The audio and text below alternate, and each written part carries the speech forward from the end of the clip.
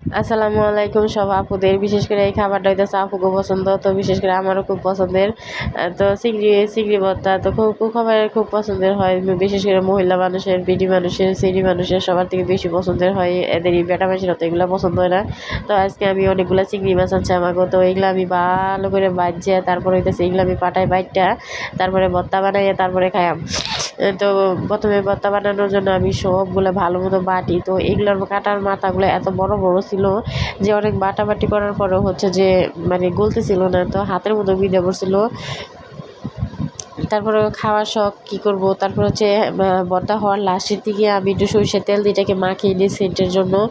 এই ভর্তার মধ্যে লাস্টের দিকে সরিষার তেল দিয়ে মাখাইলে তারপর হচ্ছে যে ভর্তাটা খুব মজা হয়, মজা হওয়ার পরে যে খাইতেও খুব টেস্ট হয়, সেটু সেটা সে সরিষা তো ভর্তা মাখলে ভাত মাখলে খুবই মজার এবং টেস্টের হয়। আমার ভর্তা অলরেডি হয়ে গেছে, যে আমি তুলে রাখতেছি। এরপরে গেছে ভর্তার একটু বেশি